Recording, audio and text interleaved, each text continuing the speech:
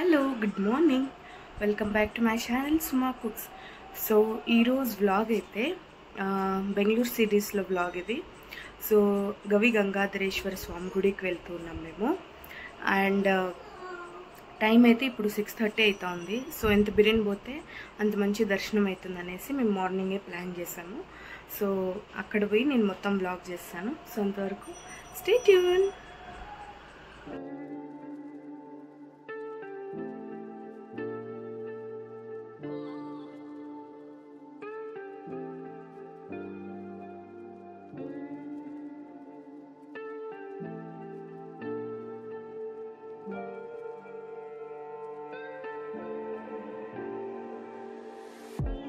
ఇక్కడికైతే వచ్చేసాము.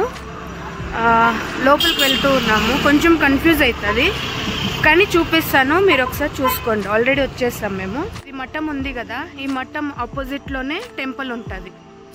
గుహలోపల శివుడు వెలిసి ఉంటాడు గనుక ఈ ఆలయాన్ని గవి గంగాధర అని అంటారు. అలాగే శివుడు తల్లో గంగను అలంకరించుకోవడం వల్ల ఈ ఆలయానికి గవి గంగాధరేశ్వర ఆలయం అని పేరు వచ్చింది. అయితే ఈ దేవాలయంలోనే గర్భగుడిలో ఒక పక్కగా చిన్న గుంత ఉంటుంది. ఇందులో ప్రతినిత్యం గంగాజలం ఊరుతూ ఉంటుంది. గంగా ప్రవాహం ఉండడం వల్లే దక్షిణామూర్తి గంగాధరేశ్వరుడిగా కొలువై ఉన్నాడు అని ప్రతీతి.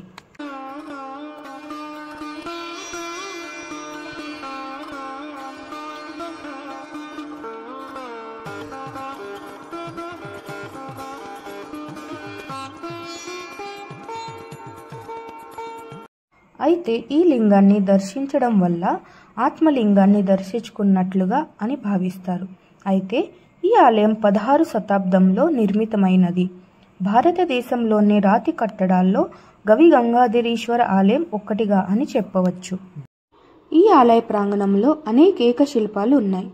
ఆలయాన్ని ఏకశిలా రాతితో కట్టడం విశేషం. అయితే పూర్వకాలంలో భరద్వాజ ముని, గౌతమ్ మహర్షి ఇద్దరు ఇక్కడ తపస్సు చేశారని చరిత్ర చెప్తోంది. వారిద్దరూ వేకుజామునే వారాణసిలో పూజ ముగించుకొని మధ్యాహ్న సమయాన గవిపురంలో పూజ చేసుకొని సాయంత్రానికల్లా శివగంగలో 3 సార్లు పూజని చేసేవారు. ఈ గవిపురంలో శివలింగం స్వయంభూగా వెలిసిందని చెప్తారు.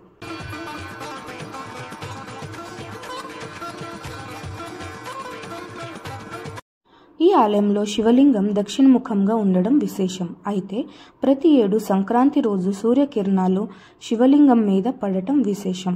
అయితే ఈ ఆలయాన్ని ఉదయం 7 నుంచి 12:30 గంటల వరకు తిరిగి సాయంత్రం 5 గంటల నుంచి రాత్రి 8 గంటల వరకు ఈ గృహ ఆలయాన్ని దర్శించుకోవచ్చు.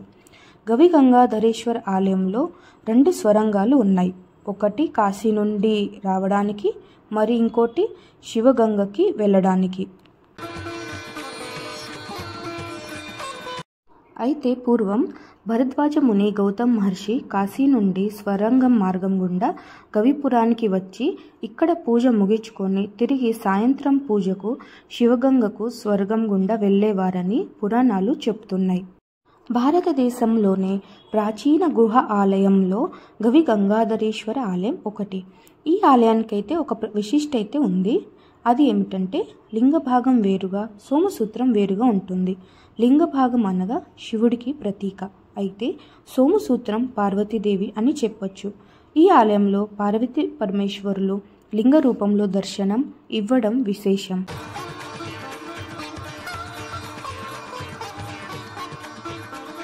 అయితే ఈ ఆలయం ప్రత్యేకత ఏమిటంటే ఇక్కడ శివలింగాన్ని దర్శిస్తే కైలాసంలో శివపార్వతిని దర్శించినంత పుణ్యం కలుగుతుంది అని భక్తుల నమ్మకం. అయితే కార్తీక మాసం స్వామికి విశేష అలంకారం చేస్తారు. అయితే ఆలయం బెంగళూరు మెజెస్టిక్ నుండి గవిపురానికి 17 కిలోమీటర్లు ఉంటుంది.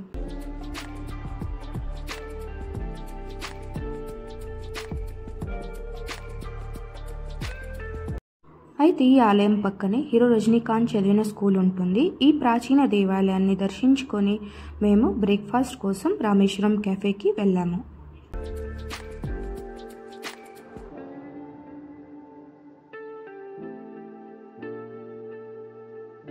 సో దర్శనం అయిపోయింది. ఈరోజు గురువారం కదా, కొంచెం ఎక్కువ రష్ ఉంది. అండ్ ఆలయం అయితే చాలా బాగుంది.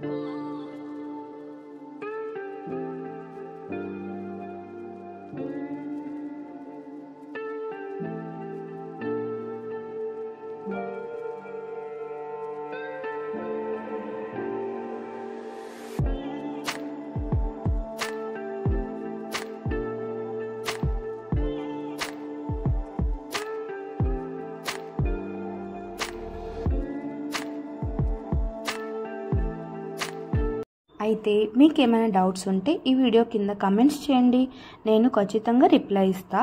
అలాగే నా వీడియోస్ చూస్తుండేకి చాలా థ్యాంక్స్. సో ఇక్కడికి వ్లాగ్ కంప్లీట్ చేస్తున్నా. Thanks for your time. By.